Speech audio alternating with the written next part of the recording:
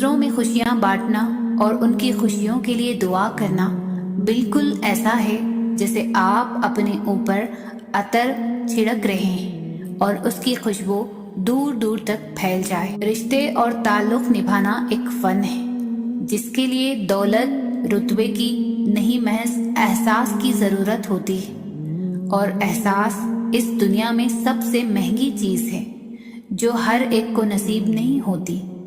یا اللہ ہمیں دوسروں کے احساس کرنے والا، درگزر کرنے والا اور صرف پیار بانٹنے والا بنا، آمین۔ 2 عمل ایسے ہوتے ہیں جن کا ثواب تولا نہیں جاتا، معاف کرنا اور انصاف کرنا۔ قیامت کی نشانی میں ایک نشانی یہ بھی ہے کہ جھوٹے لوگوں کی عزت ہوگی اور سچے لوگ ذلیل ہو رہے ہوں گے۔ جہاں سے لوگوں کی امیدیں ختم ہوتی ہے وہاں سے اللہ کا نظام اور رحمت شروع ہوتا ہے۔ جس دعا پر دل اٹک آتا ہے اللہ اس پر کن فرما دیتا ہے۔ مرنے کے بعد کی گئی تعریف اور دل دکھانے کے بعد مانگی ہوئی معافی دونوں کی کوئی اہمیت نہیں ہوتی۔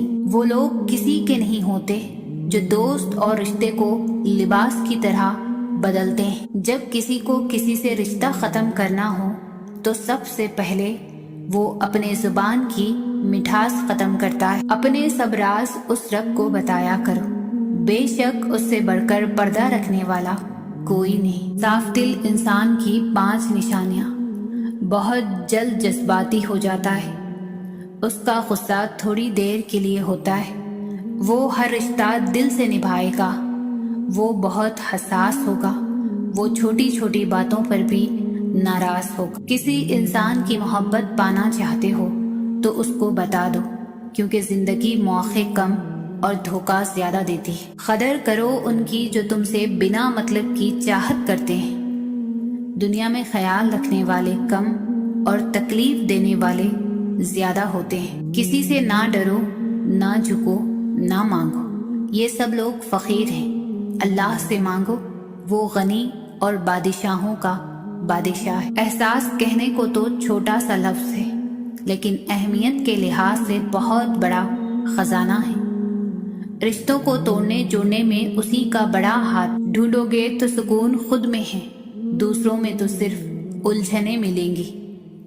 منافق اس انسان کو کہتے ہیں جو مومنوں اور کافروں میں بیک وقت مقبول ہونا چاہتا ہے۔ رویوں اور لہجوں کی پہچان رکھنے والے دوہرا عذاب سہتے ہیں، سب کچھ جان کر انجان جو بننا پڑتا ہے۔ آپ کے وہ الفاظ بھی تحفہ ہیں جو دوسروں کو آگے بڑھنے کا حوصلہ دیتے ہیں۔ عجیب ہے تیری دنیا کے لوگ یارب، جتنی محبت دو اتنا ہی گرا ہوا سمجھتے ہیں۔ خدا نے آپ کو جو کچھ دیا ہے اس پر خیانت کیجیے اور غنیمت جانیے، کیا پتا کل کو یہ بھی نہ ہو۔ اگر کوئی چاہتا ہے کہ آپ اس کی زندگی میں رہیں تو وہ خود آپ کو جگا دے گا، لڑنے کی ضرورت نہیں ہے۔ جس خواہش کو تم اللہ کی رضا کے لیے رد کر دیتے ہو وہ اسی خواہش پر راضی ہو کر اسے تمہارا مقدر بنا دیتا ہے۔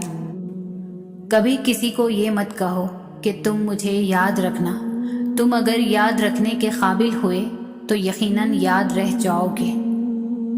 جس طرح شبنم کے قطرے سے مرجھائے ہوئے پودوں میں سادگی اور جان پڑ جاتی ہے، اسی طرح خوبصورت اور اچھے الفاظ مرجھائے ہوئے دلوں کی اداسی دور کرتے ہیں، انہیں پر امید بناتے ہیں۔ بانٹنے سے خوشیاں اس طرح بڑھتی ہے جس طرح زمین میں بویا ہوا بیج پوری فصل بن جاتا ہے۔ ہم وہ سارے کام پہلے کر لینا چاہتے ہیں جو ہمارے نفس کو پسند ہے، اور وہ سارے کام زندگی کے آخری حصے کے لیے چھوڑ دیتے ہیں جو اللہ کو پسند ہے۔ اخلاق کے پھول تقسیم کرنے والوں کا دامن کبھی بھی خوشیوں سے خالی نہیں رہتا۔ انسان مسافر ہے، دنیا دریا ہے اور آخرت کنارہ ہے۔ اگر تقوی کی کشتی میں سفر کرو گے تو بحفاظت کنارے جا لو گے۔